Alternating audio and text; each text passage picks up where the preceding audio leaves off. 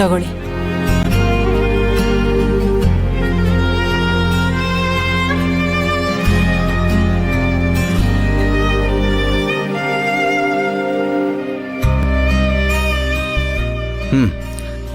ಸರಿ ಆಯ್ತಮ್ಮ, ನಾನಿನ್ನು ಬರ್ತೀನಿ.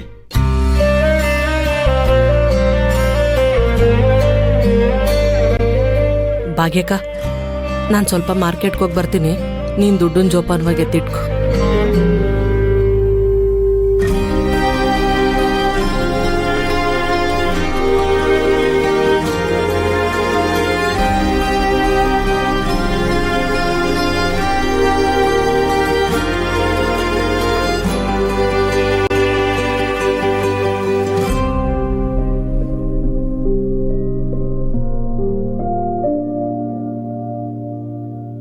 ಭಾಗ್ಯ ಅವರೇ, ಬರ್ಲಾ?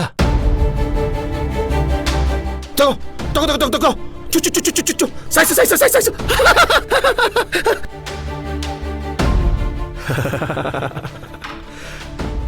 ಬರ್ಲಾ? ಬಾಯ್.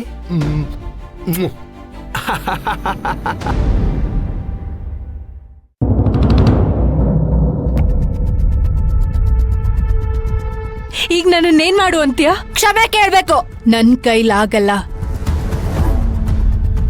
ಸುರಭಿ ಕ್ಷಮೆ ಕೇಳ್ತಾಳೆ.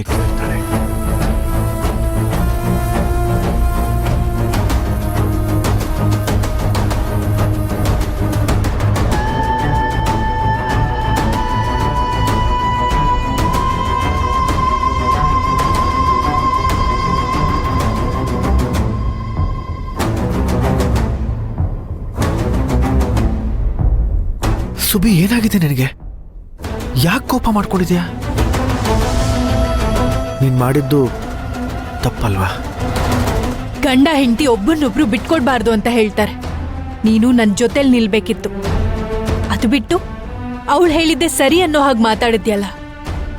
ನಿಜವಾಗ್ಲೂ ನಿನ್ಗೆ ಅವಳು ಆಡಿದ ಮಾತು ಸರಿ ಅನ್ನಿಸ್ತ? ಸುಬ್ಬಿ, ಎರಡು ಕುಟುಂಬಗಳ ಮಧ್ಯ ನಡೆಯೋ ಜಗಳದಲ್ಲಿ ಗಂಡ ಹೆಂಡತಿ ಅನ್ನೋ ಸಂಬಂಧ ಅಡ್ಡ ಬರಬಾರ್ದು. ಈಗ ನಾನು ನಿನ್ನ ಪರ ಮಾತಾಡ್ದೆ ಅಂತನ್ಕೋ, ಆಗ ಅವರು ಅದನ್ನೇ ಕಾರಣ ಇಟ್ಕೊಂಡು ಕಿಟ್ಲೆ ಮಾಡ್ತಾರೆ. ಆಗ ಯಾರ ನೆಮ್ಮದಿ ಹಾಳಾಗತ್ತೆ ಹೇಳು? ಅಂದ್ರೆ ಎಲ್ಲದಕ್ಕೂ ನಾನೇ ತ್ಯಾಗ ಮಾಡೋದಕ್ಕೆ ರೆಡಿಯಾಗಿರ್ಬೇಕು ಅಂತಿದ್ಯಾ?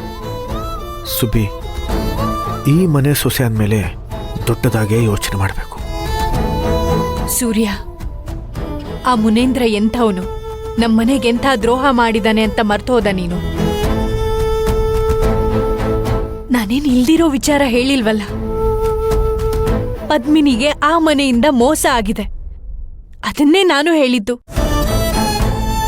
ಅವ್ರ ಈ ಮನೆಗ್ ಬಂದಿರೋದೇ ರಾಜಕೀಯ ಲಾಭಕ್ಕೋಸ್ಕರ ಅಂತ ನಾವಿಬ್ರೇ ಮಾತಾಡ್ಕೊಂಡಿದೀವಿ. ಅದನ್ನೇ ನೇರವಾಗಿ ಅವ್ರಿಗೆ ಹೇಳ್ದೆ. ಇದ್ರಲ್ಲಿ ತಪ್ಪೇನಿದೆ? ಸುಬ್ಬಿ, ನೀನು ಹೇಳಿದ್ದನ್ನೆಲ್ಲ ನಾನು ಒಪ್ಕೊಳ್ತೀನಿ. ದಯವಿಟ್ಟು ನಾನು ಯಾರ ಪರಾನೂ ಮಾತಾಡ್ತಾ ಇಲ್ಲ ಅನ್ನೋದನ್ನ ಅರ್ಥ ಮಾಡ್ಕೊಳ್ಳು. ನಾವೇನೇ ಮಾತಾಡಿದ್ರೂ ಮುಂದೆ ಅದರ ಪರಿಣಾಮ ಏನಾಗತ್ತೆ ಅನ್ನೋದರ ಬಗ್ಗೆ ನಾವು ಯೋಚನೆ ಮಾಡಬೇಕು. ಆ ಮುನೇಂದ್ರ ಈ ಮನೆಗೆ ಅತಿಥಿಯಾಗಿ ಬಂದಿದ್ದ. ಅವನನ್ನ ಚೆನ್ನಾಗಿ ನೋಡ್ಕೊಳ್ಳೋದು ಈ ಮನೆ ಸಂಸ್ಕಾರ. ನಮ್ಮಲ್ಲಿ ಏನೇ ದ್ವೇಷ ಮನಸ್ತಾಪಗಳಿದ್ರೂ ಮನೆಗೆ ಬಂದವ್ರ ಹತ್ರ ಅವುಗಳನ್ನು ತೋರಿಸ್ಕೋಬಾರ್ದು. ಪದ್ಮಿನಿ ಜೀವನ ಈಗ ತಾನೇ ಸುಧಾರಿಸ್ತಾ ಇದೆ. ಈಗ ಹೊಸದಾಗಿ ಏನಾದರೂ ಸಮಸ್ಯೆ ಬಂದರೆ ಅವಳಿಗೂ ತೊಂದರೆ ಆಗತ್ತೆ. ನಾನು ಎಲ್ಲರ ದೃಷ್ಟಿಕೋನದಿಂದ ಮಾತಾಡ್ತಾ ಇದ್ದೀನಿ. ನೀನು ದಯವಿಟ್ಟು ಅವ್ರ ಮನೆಗೆ ಹೋಗಿ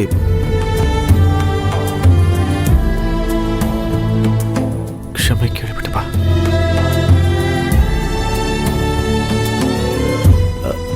ಕ್ಷಮೆ ಕೇಳೋದ್ರಿಂದ ಯಾರು ಸಣ್ಣವರಾಗಲ್ಲ ಅಲ್ವಾ? ನೋಡು ಸುಬ್ಬಿ, ಎರಡೂ ಮನೆಗಳ ಒಳಗಿರೋ ವಾತಾವರಣ ತಿಳಿ ಆಗಬೇಕು ಅಂತಂದ್ರೆ ನಾವು ಸ್ವಲ್ಪ ತಗ್ಗಿ ಬಗ್ಗಿ ನಡೆದ್ರೇನೆ ಒಳ್ಳೆಯದು. ಸುಬ್ಬಿ ದಯವಿಟ್ಟು ಅರ್ಥ ಮಾಡ್ಕೊ. ನಿನ್ಗೋಸ್ಕರ ಹೋಗ್ತೆ.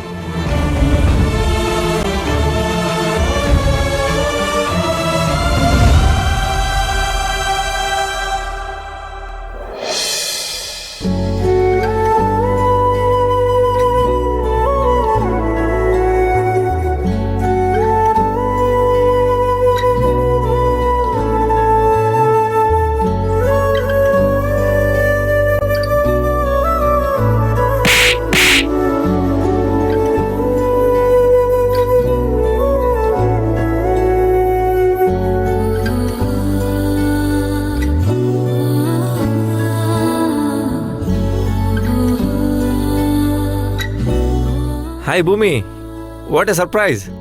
ಏನಿವತ್ತು ಮೇಡಮ್ ಅವ್ರು ನನಗಿಂತ ಮುಂಚೆನೆ ಬಂದು ವೆಯ್ಟ್ ಮಾಡ್ತಾ ಇದ್ದಾರೆ. ಅದು ಅಲ್ಲದೆ ಫಾರ್ ದ ಫಸ್ಟ್ ಟೈಮ್ ನೀವೇ ಕಾಲ್ ಮಾಡಿ ನನ್ನ ಭೇಟಿ ಆಗಬೇಕು ಅಂತ ಹೇಳಿದ್ರಲ್ಲ. ನನಗೆ ಇದು ತುಂಬ ಆಶ್ಚರ್ಯ ಆಗ್ತಿರೋ ವಿಷಯ. ಅದು ಅದು ನಾನ್ ಮಾಡಿರೋ ಕೆಲ್ಸಕ್ಕೆ ನಂಗೊಂದು ರೀತಿ ಬೇಜಾರಾಗ್ತಿತ್ತು. ಅವತ್ತಿನ ಪರಿಸ್ಥಿತಿನೇ ಬೇರೆ ಇತ್ತಲ್ವಾ.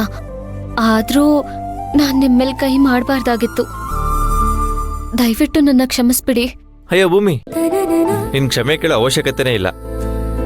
ಇನ್ಫ್ಯಾಕ್ಟ್ ನಿಜ ಹೇಳ್ಬೇಕು ಅಂದ್ರೆ ಅವತ್ ನೀನ್ ಮಾಡಿದ ಕೆಲಸದಿಂದ ನಿನ್ ಮೇಲೆ ಇರೋ ಗೌರವ ನಿಜವಾಗ್ಲೂ ಒಂದ್ ಲೆವೆಲ್ ಜಾಸ್ತಿನೇ ಆಯ್ತು. ಈಗಿನ ಕಾಲದ ಹುಡುಗಿರು ಹೇಗಿದ್ದಾರೆ ಗೊತ್ತಾ ಭೂಮಿ?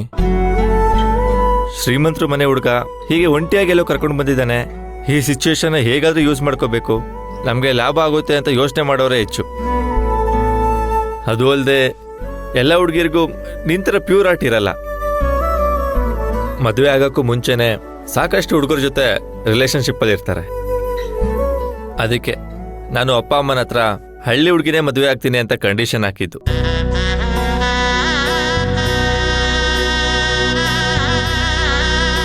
ನೀನು ಹಳ್ಳಿಲಿ ಬೆಳೆದವಳು, ನಯ ನಾಜುಕು ಎಲ್ಲ ತುಂಬಾನೇ ಚೆನ್ನಾಗಿದೆ. ತನ್ನ ಲಿಮಿಟ್ ಏನು ಅಂತ ಗೊತ್ತಿರೋ ಹುಡುಗಿನೇ ಈ ಥರ ಕೈ ಮಾಡೋದಕ್ಕೆ ಸಾಧ್ಯ. ಆದರೆ ನನಗೊಂದು ಅರ್ಥ ಆಗಲಿಲ್ಲ, ನೀನು ಯಾಕೆ ಅವತ್ತು ಅಷ್ಟೊಂದು ಹೆದರ್ಕೊಂಡಿದ್ದೆ? ಅದು ಈ ವಿಚಾರನ ನಿಮ್ ಹತ್ರ ನಾನು ಹೇಗೆ ಹೇಳ್ಬೇಕೋ ನಂಗೆ ಗೊತ್ತಾಗ್ತಾ ಇಲ್ಲ. ನೋಡು ಭೂಮಿ, ನಾವು ಮುಂದೆ ಮದುವೆ ಆಗಿ ಬಾಳಿ ಬದುಕಬೇಕಾಗಿರೋರು. ನಮ್ಮಿಬ್ಬರಲ್ಲಿ ಯಾವುದು ಮುಚ್ಚುಮರೆ ಇರಬಾರ್ದು, ಅರ್ಥ ಮಾಡ್ಕೋ. ನೋಡು, ಏನೇ ವಿಚಾರ ಇದ್ರು ನನ್ನ ಹತ್ರ ಡೈರೆಕ್ಟಾಗಿ ಹೇಳು. ನಿನಗೇನಾದ್ರೂ ಕನ್ಫ್ಯೂಷನ್ಸ್ ಇದ್ರೆ ನಾನು ಕ್ಲಿಯರ್ ಮಾಡ್ತೀನಿ ಅಲ್ವಾ? ಹೌದು, ನಿಜ. ಮನ್ಸಲ್ಲಿರೋ ಮಾತುಗಳನ್ನ ಹೇಳ್ಕೊಂಡಾಗ್ಲೆ ಅದು ಸರಿನಾ ತಪ್ಪಾ ಅಂತ ಗೊತ್ತಾಗೋದು. ಮನ್ಸಲ್ಲಿ ಎಲ್ಲ ಇಟ್ಕೊಂಡಿದ್ರೆ ಯಾವುದು ಸರಿ ಇರಲ್ಲ.